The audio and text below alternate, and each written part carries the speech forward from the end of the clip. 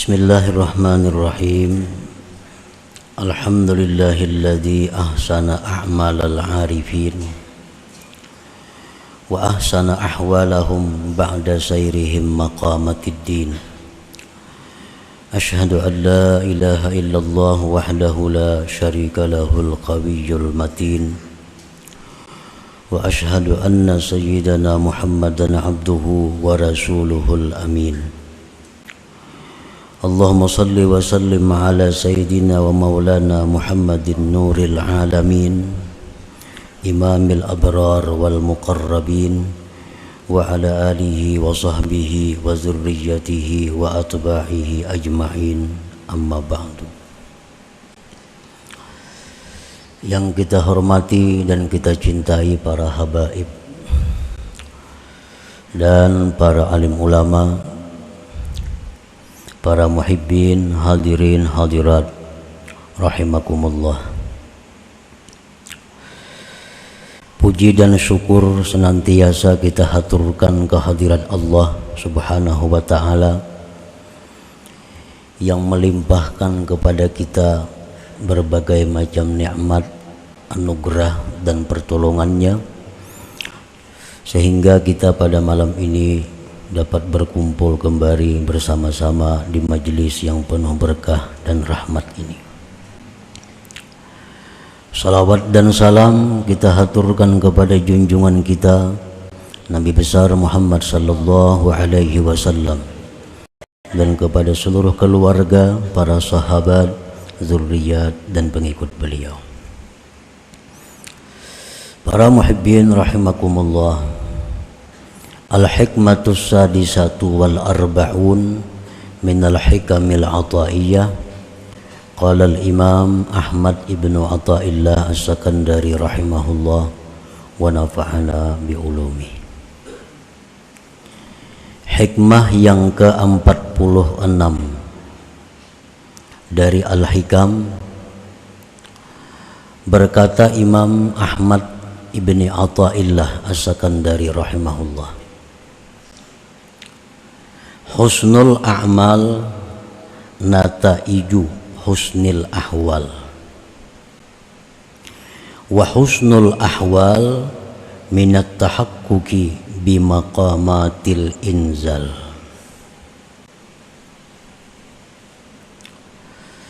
Yang artinya bermula baiknya amalan-amalan merupakan buah daripada baiknya keadaan-keadaan, dan baiknya keadaan-keadaan itu bagian daripada kenyataan dengan menempati makam-makam agama.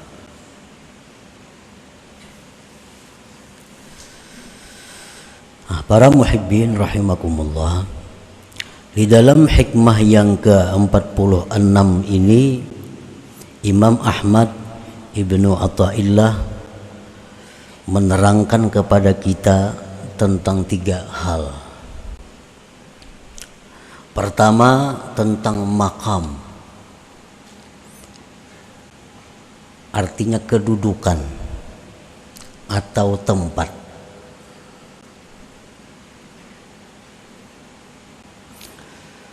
Kedudukan itu membuahkan ahwal, keadaan yang baik. Keadaan yang baik itu membuahkan amal yang baik. Jadi ada 3 hal. 1 amal, yang kedua hal, yang ketiga makam.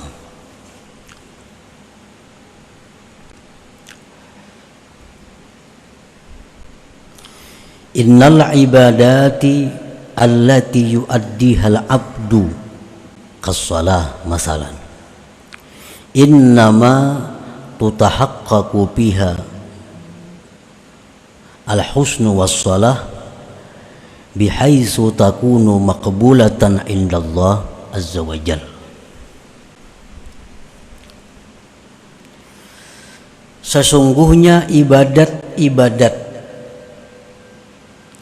yang menunaikan akan dia oleh seorang hamba seperti sembahyang contohnya,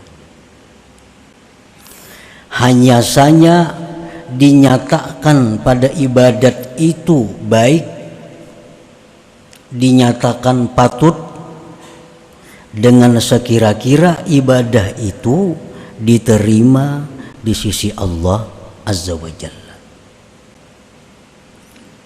Ibadah itu dikatakan baik, ibadah itu dikatakan patut apabila ibadah itu diterima di sisi Allah Subhanahu wa Ta'ala. Artinya sebaliknya, ibadah itu tidak bisa dikatakan baik, ibadah tidak bisa dikatakan patut apabila ibadah itu ditolak oleh Allah Subhanahu wa Ta'ala. Nah, para muhibbin rahimakumullah, ibadah yang diterima Allah sebagaimana yang disebutkan dalam hikmah-hikmah yang terdahulu, ibadah yang diterima Allah itu tidak ada namanya sedikit. Ibadah yang diterima Allah itu banyak.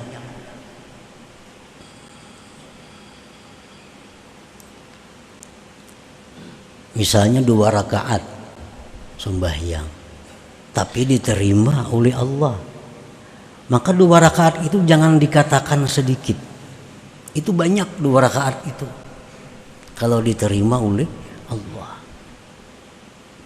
Jangankan 2 rakaat, 1 tarikan napas zikir la ilaha illallah, kalau diterima nilainya banyak di sisi Allah.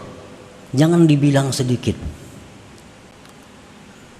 Nah, tetapi kalau ibadah itu ditolak oleh Allah, itu kada bisa dikatakan banyak, walaupun banyak. Orang sembahyang 1000 rakaat tapi ditolak oleh Allah, kada kawa dipadahkan banyak itu. Imam Ali karramallahu wajhah berkata, ujar Sidin, jangan kamu mementingkan banyaknya ibadah, tapi hendaknya kamu mementingkan diterimanya ibadah itu. Karena ibadah yang diterima itu tidak sedikit. Artinya ibadah yang diterima itu nilainya besar, nilainya banyak. Nah, jadi jangan kita berusaha untuk memperbanyak ibadah terlebih dahulu, jangan. Yang kita usahakan terlebih dahulu adalah bagaimana cara supaya ibadah itu bisa diterima di sisi Allah. Ini yang kita pelajari, ini yang kita usahakan. Kayak apa caranya supaya ibadah itu diterima. Nah, jangan berpikir supaya ibadah itu kawa banyak. Kayak apa yuk ibadah itu supaya tahan semalaman berzikir. Kada usah berpikir itu. Kayak apa yuk sembahyang itu supaya kawa 1000 rakaat semalaman. Kada usah berpikir itu. Nang dipikirkan dahulu kayak apa cara supaya ibadah itu diterima walau 2 rakaat. Nah, itu yang kita cari terlebih dahulu. Kalau sudah ini ibadah diterima oleh Allah, nah hanya berusaha memperbanyak. Ayo aja lagi 1000 rakaat kah, tapi asal diterima oleh Allah Subhanahu wa Ta'ala. Jadi ilmu yang kita cari, ilmu yang kita tuntut, pekerjaan yang kita kerjakan, usaha yang kita usahakan supaya amal ini diterima dahulu oleh Allah. Itu yang kita urus diri kita nih, kayak apa cara.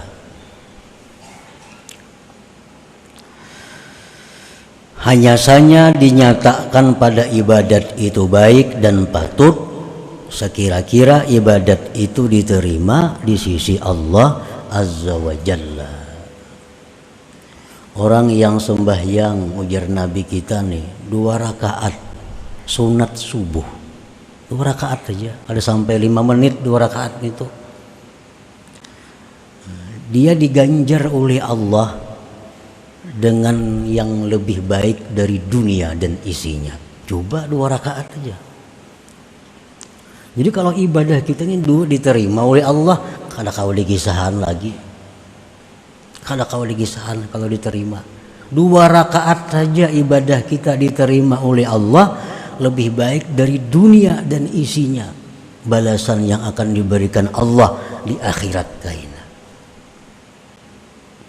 Rasulullah SAW bersabda, orang yang berzikir dengan zikir yang panjang, La ilaha illallah, dihapus dosa 4.000. Nah, amun diterima La ilaha illallah 4.000. Amun dosanya habisan, dosa anak bininya terhapus juga. Anak bininya sudah habisan, tetangga kiri kanan muka belakangnya pun dapat juga. 1 kali la ilaha illallah. Nah, jadi itu jar Sayyidina Ali tadi, itu yang kita cari, itu yang kita pentingkan, kayak apa cara supaya ibadah itu diterima oleh Allah. Ini yang kita sungguh, ini yang kita berhimat dahulu.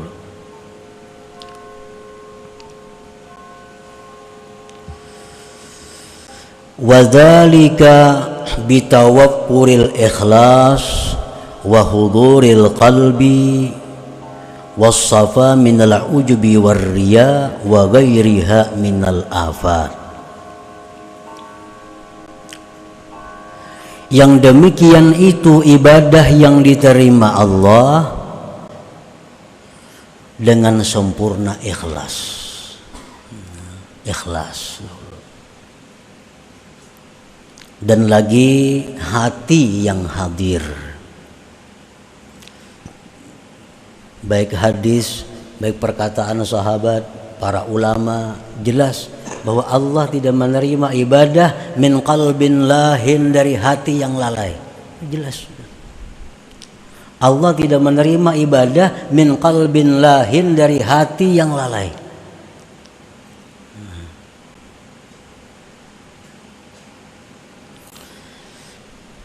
Ibadah yang diterima itu dengan sempurna ikhlas, hadir hati, bersih dari ujub dan riya dan yang lainnya dari penyakit-penyakit.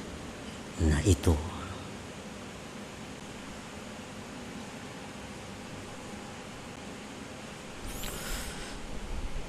Ibadah yang sah.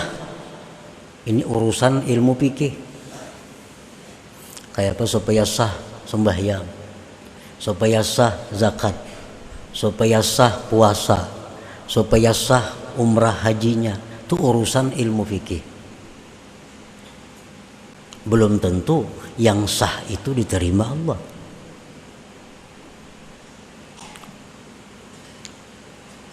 Apabila ibadah itu diterima Allah, itu sudah pasti sah. Sudah pasti sah.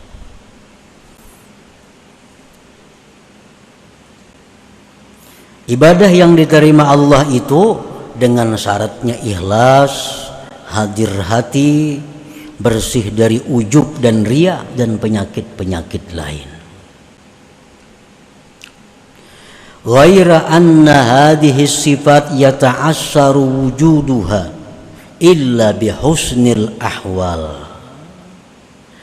Melainkan ini sifat-sifat tadi, ikhlas, hadir hati, bersih dari ujub, riya, itu sulit didapat.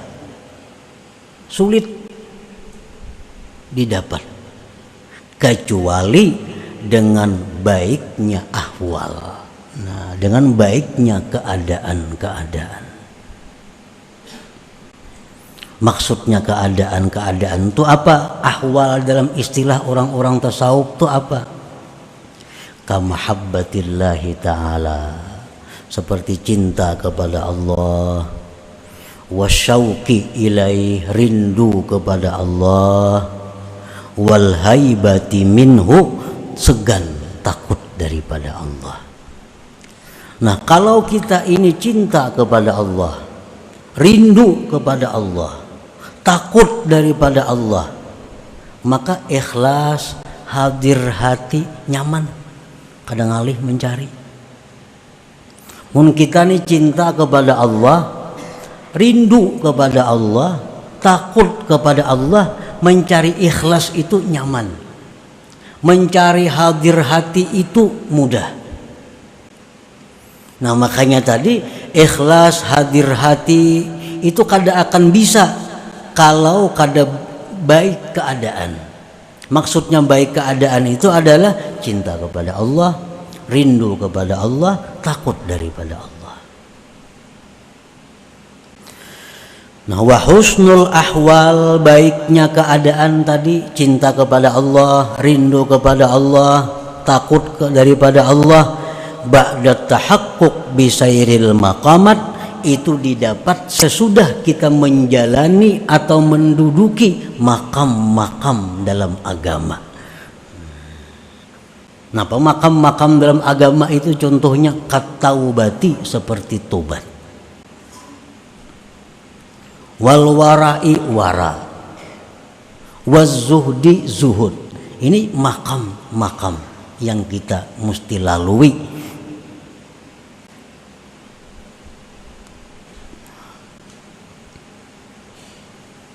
Jadi kita kada kawa cinta kepada Allah, kada kawa rindu kepada Allah, kada kawa takut lawan Allah kalau kita kada melalui makam-makam tobat dulu, wara, zuhud, dan lain sebagainya.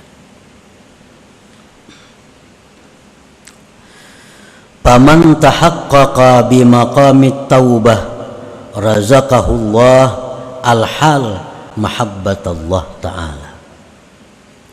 Orang yang sudah benar-benar mantap duduknya di makam tobat, inya ni tobat bujur-bujur tobat. Orang ini sudah bujur-bujur mantap tobatnya, tobat dari hal-hal dirinya, tobat daripada hal-hal yang bersangkutan dengan harta bendanya, tobat. Allah berikan dia hal keadaan yang namanya cinta kepada Allah. Kalau kita nih tobat, bujur-bujur tobat, kita diberi Allah keadaannya itu ngarannya cinta kepada Allah, cinta kepada Allah. Artinya kita kada akan bisa cinta kepada Allah kalau kita belum tobat. Kada akan bisa cinta kepada Allah kalau belum tobat. Karena cinta kepada Allah itu merupakan buah daripada orang yang duduk benar-benar di makamnya tobat tadi.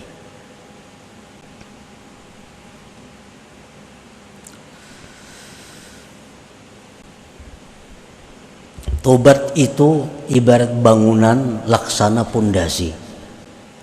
Man la taubata lahu la binaa lahu. Orang yang tidak tobat tidak ada bangunan baginya.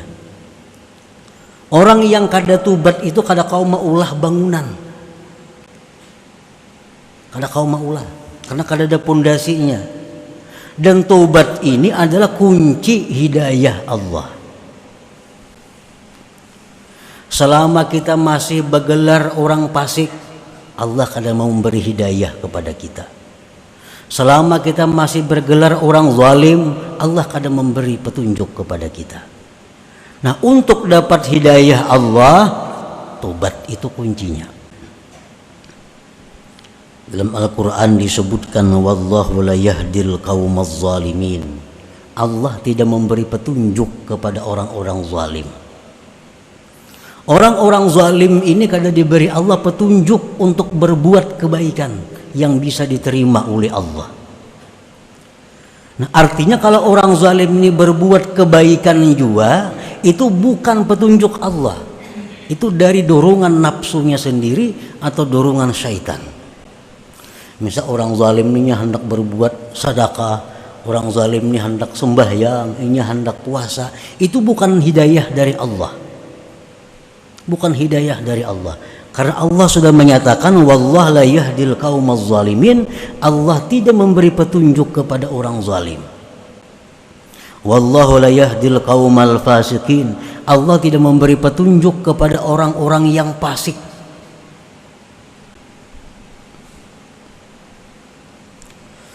Tsumma jatabahu rabbuhu fataba alaihi wa hada. Nah, tobat tadi kunci hidayah. Allah menyatakan bahwa Allah memilih dia, Allah beri dia tobat, dan Allah beri petunjuk dia. Fa amma man taba wa amana wa amila salihah fa asa ayyakuna minal muflihin. Ujar Tuhan, orang-orang yang tobat, beriman, beramal saleh, dia akan jadi orang yang beruntung. Nah, jadi makam yang pertama yang mesti dilalui nang kita urus bujur-bujur adalah makam tobat ini.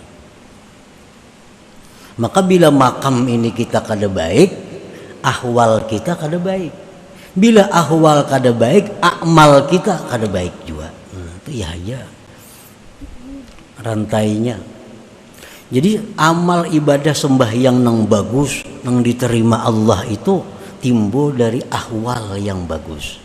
Ahwal yang bagus timbul dari makam yang bagus. Jadi mulai makam ini. Wa man tahaqqaqa bi maqamil wara razaqahul hal asyauka ilaih.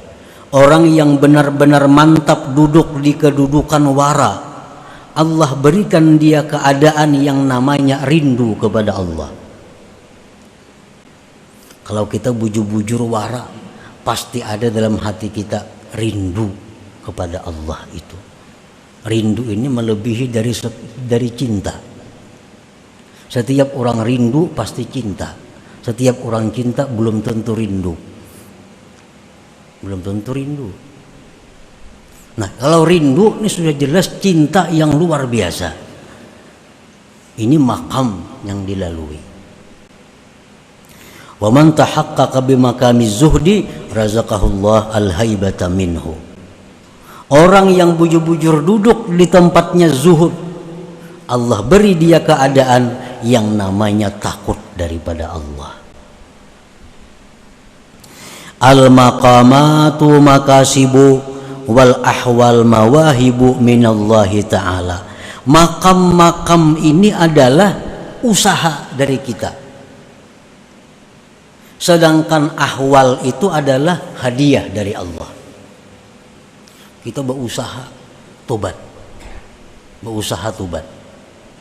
lalu kita bujur-bujur tobat, Allah berikan kita hal ngarannya cinta kepada Allah. Kita bujur-bujur wara, dia beri Allah kita hadiah hal ngarannya rindu kepada Allah. Kita bujur-bujur zuhud, kita diberi Allah hal ngarannya takut daripada Allah. Nah, para muhibbin rahimakumullah.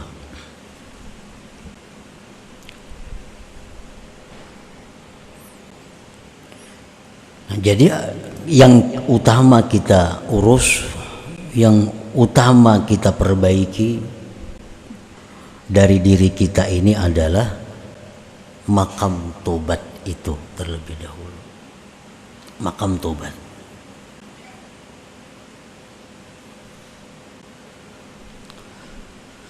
Kita periksa satu persatu anggota tubuh kita, dari mata, telinga, hidung, mulut, tangan, kaki, perut, kemaluan dan lainnya. Nah, kita kontrol itu. Kalau itu ada membuat pelanggaran-pelanggaran hukum Allah, kita minta ampun kepada Allah, Allah mengampuni. Allah mengampuni.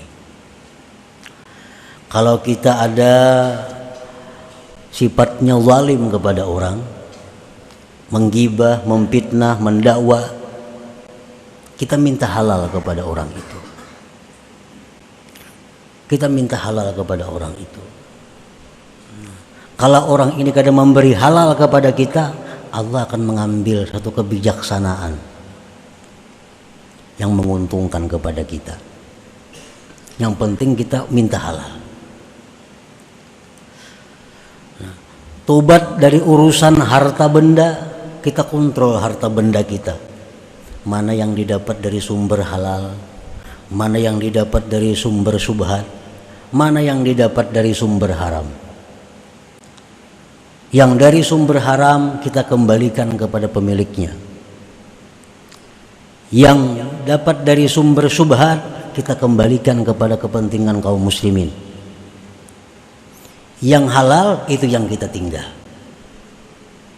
Nah, ini tobat dalam masalah harta. Bila sudah kita bujur-bujur melakukan itu, otomatis sudah hati kita ini akan cinta kepada Allah. Akan cinta kepada Allah. Nah, bila kita cinta kepada Allah, ibadah kita itu nyaman ikhlasnya, nyaman hadir hatinya. Maka bila ibadah ini ikhlas, hadir hati, itu tanda-tanda ibadah yang diterima oleh Allah Subhanahu wa ta'ala. Apalagi orang ini sudah wara. Nah, kalau wara ini bujur-bujur sudah inya wara, diberi Allah kerinduan kepada Allah. Mana cinta, mana rindu, maka ibadahnya akan semakin nyaman, ibadahnya akan semakin khusyuk, ibadahnya akan semakin baik. Ditambah pulang zuhud, diberi Allah pulang takut daripada Allah, ibadahnya makin hebat lagi. Jadi kalau kita hendak memperbaiki amal, kada bisa, kada kawa kalau kada ahwal nang kita dapat dahulu. Ahwal ini kada bisa dapat kalau kada kita bujur-bujur menempati makam ini dahulu. Nah, tobat bujur-bujur kepada Allah, dapat cinta. Dari cinta itu amal kita akan bagus. Wara bujur-bujur, kita dapat rindu kepada Allah. Bila kita rindu kepada Allah, ibadah dengan mudah khusyuk. Ibadah dengan mudah khusyuk. Nah, sudah rindu lawan Tuhan apa? Kada sembahyang hanya khusyuk, apalagi sembahyang. Di kamar, di jalan, di pasar, hanya rindu lawan Tuhan, selalu ingat Tuhan. Sembahyang, membaca Quran, apalagi. Nah. Jadi faman kanat ahwaluhu mahabbatallah ta'ala wa syauqa ilaihi wal haibata minhu fala budda mukhlisun til ibadat wa qalbuhu hadirun biha. Barang siapa yang keadaan orang ini cinta kepada Allah, orang ini rindu kepada Allah, orang ini takut kepada Allah, pasti dia ikhlas ibadahnya, pasti ikhlas, dan pasti hatinya hadir pada ibadat itu, pasti hatinya hadir. Kenapa kita kadang-kadang hanya tubuh kita yang beribadat, hati kada umpat? Tubuh sembahyang, tapi hati kada umpat sembahyang, makanya Allah kada menerima itu. Tubuh mulut baca Quran, tapi hati kadang baca Quran. Mulut berzikir, tapi hati kada umpat berzikir. Kan itu kenyataan yang kita alami. Kada ingat kunci sembahyang timbul ingat. Mana kamu anda kunci? Allahu Akbar, saku di bawah lemari andaknya jadi hati nih. Jadi hati kita kada umpat sembahyang, hati kita kada umpat membaca Quran. Kenapa sebabnya? Satu sebabnya kita kada terlalu cinta kepada Allah, apalagi rindu maginnya kada ada, apalagi haibah kepada Allah. Nah, untuk mendapatkan cinta, rindu, takut, kita mesti melalui makam-makam tadi. Tobat yang bujur, wara yang bujur, zuhud yang bujur. Jadi kalau hendak memperbaiki kita secara total, baiki mulai akar-akarnya. Nah, kadang-kala kita memaksakan langsung hendak baik amal, kadang-kala. Secara teori kita perbaiki amal kita misal membaca Quran, kita karasi supaya membaca Quran ini paham, supaya membaca Quran ini mengagungkan Allah, supaya membaca Quran ini bujur-bujur khusyuk. Baca Quran pada artinya tahu, padahal kita pahamannya tahu Quran kayak ini, tapi waktu membaca hati kita kadang ke sana, karena yang kita baikinya hanya kulitnya. Nah, kalau hendak membaiki secara total, baiki mulai makamnya, akan timbul ahwal yang baik, otomatis ibadah itu menjadi baik. Nah, ini yang dimaksud dengan hikmah ke-46 ini. Husnul a'mal nataiju husnil ahwal, wa husnul ahwal minat tahaqquq bimaqamatil inzal. Itu maksudnya. Nah, selanjutnya hikmah yang ke-47. Ila hadratin Nabi sallallahu alaihi wasallam al-Fatihah. A'udzubillahi minasyaitonir rajim. إياك نعبد وإياك نستعين اهدنا الصراط المستقيم صراط الذين أنعمت عليهم غير المغضوب عليهم. يا الله بها يا الله بها بحسن الخاتمة.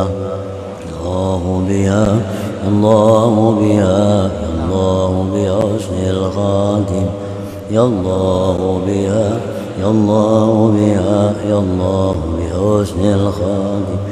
فيا أيها الرجل منه شفاعة صلوا عليه وسلموا تسليما.